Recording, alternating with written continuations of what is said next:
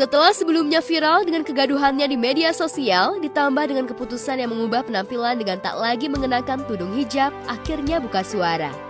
Meski banyak hujatan yang didapat dari warganet, namun tak sedikit pula yang mensupport dengan keputusannya, ibu satu orang anak itu sepertinya bergeming sedikit pun. Ia justru terlihat asik menikmati hidupnya yang baru bersama rekan sesama pecinta motor skutik pabrikan asal Italia. Halo pemirsa, ini aku bersama teman-teman aku mau San Mori. Sebenarnya San Morinya itu harusnya kalau namanya San Mori ya, itu dari jam 6 pagi. Tapi ini kita San Mori jam 10, matahari sudah terbit sayang ya. Tapi kita harus, ya udahlah, harus ikutin aja namanya temen ya kan. Ya udah, kita ikutin terus. Salah.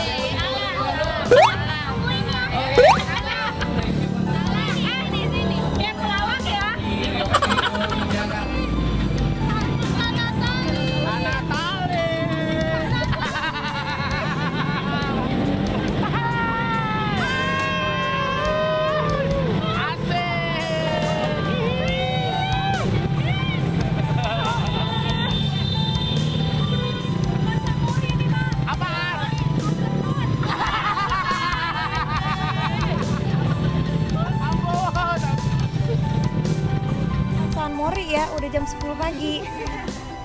Harusnya kalau San Mori itu jam berapa ya? Jam 6 pagi. Ini udah matahari udah mulai terbit. Gitu. San Mori sih udah dari dulu sih. Dari sebelum nikah. Nah, sekarang udah mulai lagi San Mori, seru. Biasanya sih balapan. Iya.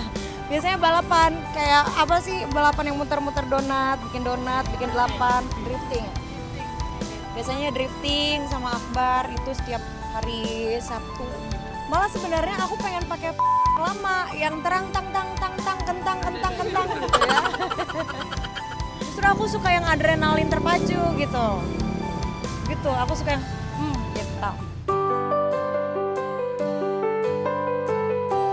Natalie sepertinya benar-benar melepas masa lalunya sesuai dengan apa yang ia tulis di jejaring maya miliknya.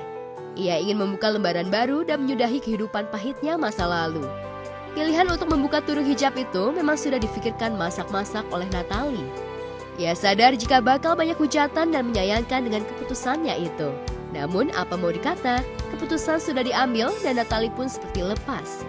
Layaknya sebuah lagu yang ia nyanyikan seusai acara San Mori.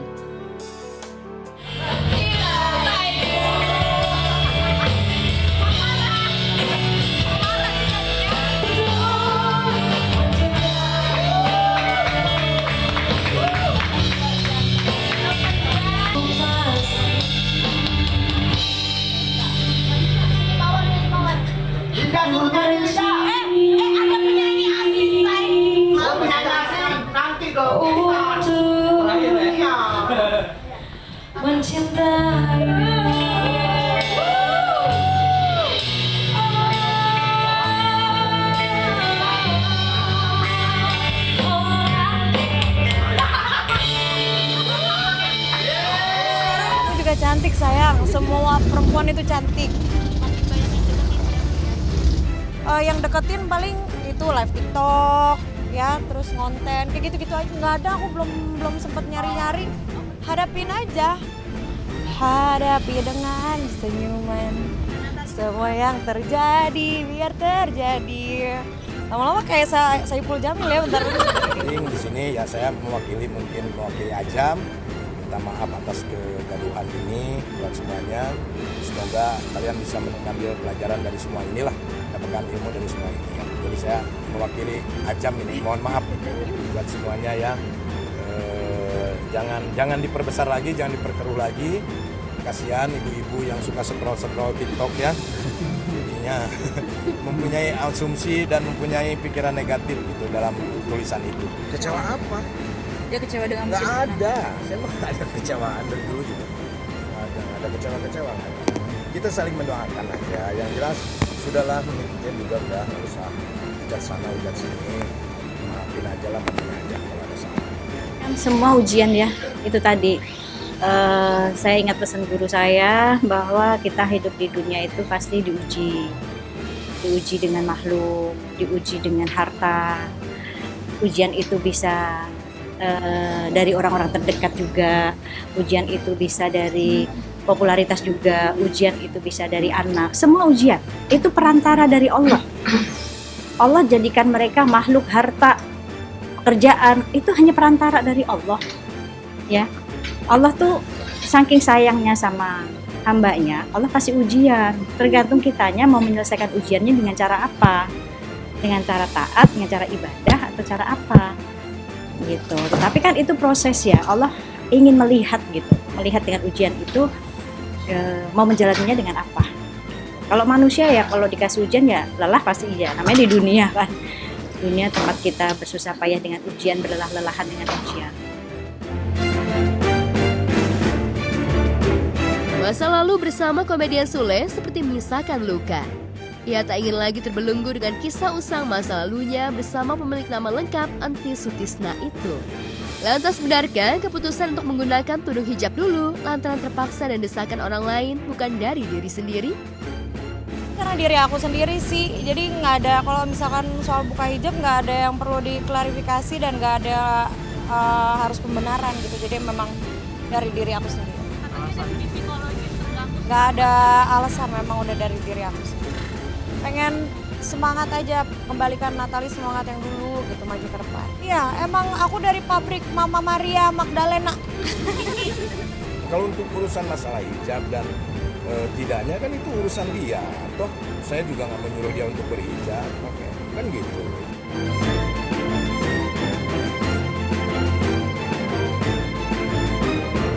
Dan yang sempat menjadi sorotan adalah Natalie dengan sadar membuat pernyataan di media sosial pribadinya agar Sule menyudahi memberikan nafkah kepada Azam serta siap mengembalikan semua aset yang diberikan Sule. Namun sepertinya keinginan Natalie itu tak dihiraukan oleh Sule. Sule tetap merasa memiliki kewajiban untuk memberikan nafkah dan sama sekali tak keberatan apalagi mempersoalkan kewajiban hingga kini masih ia tunaikan setiap bulan. Kalau dari aku sih memang udah ngomong sama dari orangnya langsung ya stop aja gitu. Tapi ya udah biar Allah yang akan menjawab. Sekarang aku udah stop semuanya, maksudnya ya udahlah gitu. Karena kan di isi komenan aku itu aku udah pengen menjalani hidup aku lagi yang baru. Jadi udah stop tentang itu, ya udah gitu. Ya harus move on dong gitu, maju ke depan, jangan ke belakang terus. Selalu di happyin aja semuanya. Mau mau kerjaan banyak happy, terus mau ngurusin anak happy, semuanya harus happy. Tahu, saya juga nggak tahu. Ya udah, yang jelas kan saya sebagai ayam punya kewajiban. Punya kewajiban. Itu kan berita-berita dulu yang diaplikasikan. Pikir ya udahlah, nggak usah jadi besar-besarkan lagi. Happy kan sama waktu dihujat juga happy. Sama happy aja. Karena kita punya mindset sendiri ya kan. Mau dihujat bagaimana kita yang penting happy. Karena kebahagiaan itu susah dicari dari orang lain. Didapatkan dari orang lain susah. Kita yang bisa mendapatkan sendiri. Jadi kalau kita sedih ya bikin bahagia aja.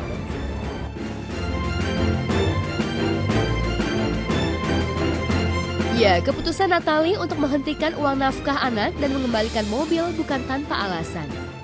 Natalie disebut-sebut tengah membangun usaha baru dan fokus bekerja. Dengan semua itu, ia hakul yakin jika rizki dirinya dan anak sudah diatur. Apalagi Natalie juga sempat mengaku jika nafkah 25 juta per bulan dari Sule itu hanya cukup untuk membeli baju buah hatinya. Namun pernyataan kontroversial Natalie itu difahami oleh Sule dan menilai jika kondisi mantan istrinya itu memang labil. Rezeki mah ada aja lah, ya kan? Kita nggak usah ini, rezeki mah ada aja Tuhan yang ngatur. Insya Allah rezeki anak itu ada aja. Yang namanya rezeki anak pasti ada. Fokus aja, jalanin aja semuanya yang halal gitu, yang berkah, yang baik-baik, yang positif. Masing-masing punya cara ya kan. Ya kenapa mesti perlu kecewa kan? Saya bukan siapa-siapanya. Ya nggak perlu kita kecewa, ya udah. Masing-masing orang punya cara mengekspresikan. Ya udah aja nggak apa-apa. Itu karakternya memang. Kau tidak larang, makin jadi. Tahu Mbak Natalie nggak ngerti deh. Tapi Mbak Natalie juga nggak masalah kok. Itu ungkapan aja, itu emosional. Emosional kan dari awal juga saya kasih tahu sama semuanya nggak ada nggak ada apa-apalah. Saya pikir sudahlah, kita berpikiran positif aja lah ya. Jadi buktikan sajalah sejak menghujat lah ya. Berarti gimana karena jejak digital kan pasti akan terus ada. Kasihan anak saya lah, kasihan Ajam lah gitu ya. Jadi please jangan ada uploadan yang nggak jelas lagi lah untuk keluarga saya lah gitu. Tapi ya itu terserah sih, saya juga nggak bisa menentukan itu. Ya. Meski Natalie ingin mengubur kisah kelam masa lalunya, namun sepertinya sulit. Ia akan terus dikaitkan dengan Sule. Apalagi ada anak yang harus dijaga oleh keduanya. Lantas benarkah selain membangun bisnis baru, Natalie bakal kembali dengan kehidupan lamanya sebagai disc jockey? Aku terbuka, dari dulu selalu aku bilang pintu aku terbuka buat ayahnya kalau mau ketemu sama Azam. Walaupun orang tuanya gagal, tapi kan tetap harus ada sosok figur bapak gitu, figur ibunya gitu. Nggak harus tiap hari, yang penting nengokin. Ya minimal kalau mau video call silakan gitu. Pintu terbuka, selalu terbuka. Ya dijaga aja semampunya lah, karena juga manusia ya. Pasti ada lupanya. Tapi mungkin kayak ada seminggu berapa kali sih main dengan anak-anak? Dengan anak-anak setiap hari lah kalau di rumah. Mungkin sama Ajam aja lah ya. Kalau jarang ya sama Ajam aja karena beda rumah. Ya udah mau gimana lagi? Udah berjalan kok gitu loh. Udah ya kita nikmatin aja apapun itu. Yang jelas kan yang terpenting itu manusia itu kan mendapatkan ilmu dari perjalanan.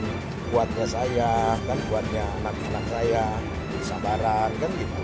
Itu poin yang terpenting. Dan kita juga nggak merasa bangga kok kalau saat ini kita dipuji-puji gitu. Masih banyak kekurangan yang harus kita benahi.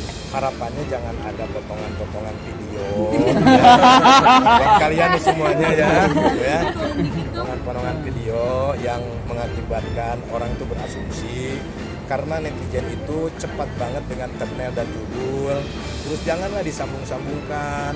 Saya posting begini, sambungin. Saya posting begini seolah saya menyindir, padahal kan nggak ada gitu. Tapi ya itu hak kalian juga untuk melakukan hal itu kan. Urusan nanti dosa apa enggaknya kan urusan kalian sama Tuhan kan gitu. Ya kan? Iya, itu aja, santai aja lah. Cuman itu harapan saya, tapi ya saya juga nggak bisa melarang untuk hal itu. Karena kan masing-masing punya hak kan gitu.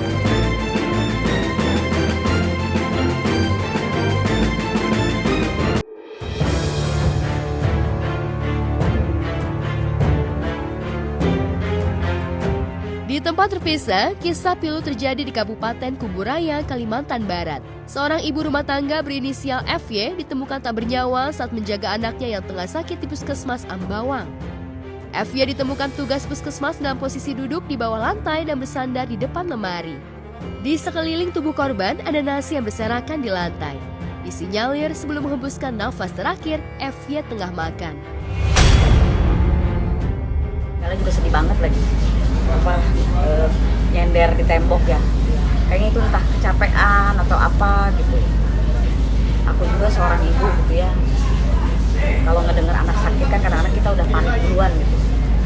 Itu pengorbanan seorang ibu sampai dia mengorbankan sendiri gitu, nyawanya, jiwanya, apa segala lelahnya, apa segala gitu buat anak.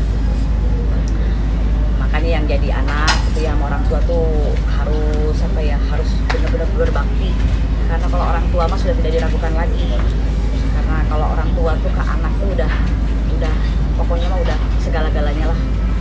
Udah mengorbankan seluruh jiwa raganya gitu. Sampai mengorbankan nyawanya gitu, nungguin anaknya sakit sampai dia sendiri akhirnya mengorbankan jiwanya sampai meninggal. Berdasarkan pemeriksaan, FY mengalami serangan jantung hingga akhirnya meninggal dunia. Ia meninggal tepat di samping anaknya yang dirawat karena demam berdarah sejak 17 Juli 2023 lalu. Sangat memilukan dan pastinya menyedihkan karena di sini kita bisa melihat betapa kasih sayang orang tua, apalagi seorang ibu itu memang sepanjang masa, bahkan sepanjang hayat.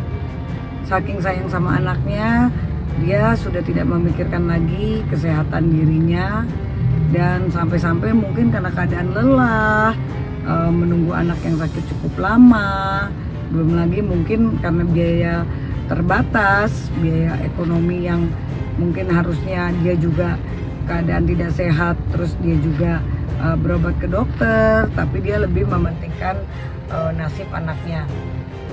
Untuk itu kita harus menghormati, pesan moralnya adalah kita harus menghormati seorang ibu, di mana ibu adalah orang tua kita yang melahirkan kita, dan kita harus berbakti sebagai anak terhadap orang tua. Itu kecapean kali ya, kecapean nunggu atau apa gitu, kurang jelas juga gitu. Tapi sepertinya memang kecapean ya, mungkin semuanya juga udah ketetapan Allah lah ya, kita nggak tahu umur kita gitu. Ketika pihak berwajib hendak melakukan autopsi, pihak keluarga menolak. Keluarga menerima kejadian tersebut sebagai bentuk musibah. Keluarga memilih FY untuk langsung dibawa dan langsung dimakamkan. Banget ya, gimana anaknya sakit, pasti kan pengen ngurusin anaknya. Suka, malah dia tuh kadang-kadang nggak pernah mikirin dengan kesehatannya dia. Jadi makanya mungkin di situ apakah ibunya juga udah tua atau lagi sakit gitu kan, tanpa mikirin apa-apa, tapi pengen berikan yang terbaik buat anaknya. Yang pasti kita doakan ya buat ibunya supaya ditempatkan di tempat yang terindah gitu kan, dan mudah-mudahan ya pahalanya luar biasa banget gitu kan. Seorang kasih sayang ibu tuh luar biasa. Aku juga harus seperti itu, contoh sang ibu. Kasih ibu sepanjang masa rasanya jadi ungkapan yang tepat menggambarkan kejadian ini. Hal itu tentu saja menyita perhatian halayak luas, tak terkecuali selebritis tanah air. Orang ibu itu sangat sayang sama anaknya. Satu orang ibu bisa mengurus 10 anak. Tapi Orang anak belum tentu bisa mengurus seorang ibu. 10 anak belum tentu bisa mengurus. Itu ya aku bilang ya, satu ibu. kenapa melihat kasus tadi, kita doain mudah-mudahan ibunya husnul khotimah. Amin. Mudah-mudahan Allah berikan jannah untuk ibunya. Mudah-mudahan Allah kasih tempat yang terindah buat ibunya. Mudah-mudahan Allah berikan pahala yang luar biasa mengalir. Dan juga mudah-mudahan juga anaknya kelak bisa menjadi anak yang soleh, sehingga bisa mendoakan ibunya juga. Dan ibunya menjadi sebuah hikmah yang besar bagi dirinya. Dia akan kembali berjumpa dengan ibunya kalau dia beribadah dan rajin bertakwa kepada Allah, sehingga menjadi anak yang soleha, ibunya menjadi ibu yang soleha, sama-sama di surga Allah. Pokoknya yang semua masih punya ibu, jangan dilupain ibunya. Betul. Doakan setiap habis sholat dan sholat 5 waktu. Bismillah. Innalillahi wa inna ilaihi raji'un. Saya berduka cita sedalam-dalamnya atas meninggalnya seorang ibu yang berada di Kalimantan Barat. Dia meninggal karena sedang menunggu anaknya yang sakit. Di situ sudah jelas bahwa kasih sayang ibu itu tulus, dan kasih sayang ibu itu sepanjang masa sampai akhir hayat. Di situ juga terbukti kalau seorang ibu itu memang sama anaknya itu amat sangat sayang. Makanya ini pembelajaran buat kita semua sebagai seorang anak. Sayangilah ibu kita, kasihilah ibu kita. Jangan sampai kita menyakiti hati ibu kita. Karena senakal-nakalnya kita, sebajingan-bajingannya kita, ibu itu pasti sayang sama kita, karena dia melahirkan kita. Semoga ibunya meninggalnya husnul khotimah, diampuni segala dosa-dosanya. Terus juga buat keluarganya ditinggalkan juga diberi ketabahan. Kedengarannya juga gimana ya? Itu seorang ibu. Gue juga seorang ibu ya, ibu dengan 2 anak. Gimana ya? Tapi ya orang tua mah memang begitu. Jadi nggak ada yang rugi kalau dia mengorbankan sesuatu untuk anak. Tidak ada yang rugi. Kadang anak salah pun masih tetap dibela, apalagi anak benar.